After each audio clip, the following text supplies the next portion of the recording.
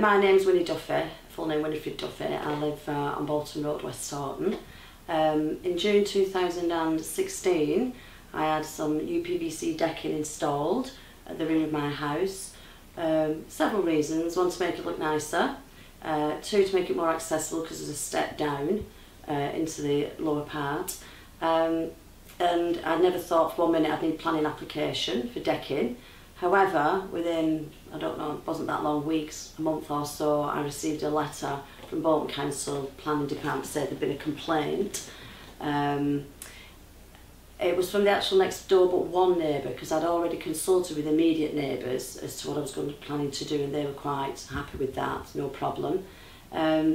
Unfortunately, it led to the stage of me being taken to court. I didn't willfully want to break the law. I do admit I didn't comply with the planning notice, but there were several reasons behind that.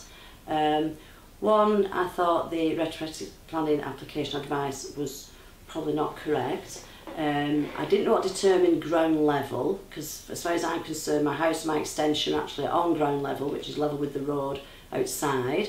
Unfortunately, I didn't seek legal representation initially due to the cost, and it did end up with me being summoned to court.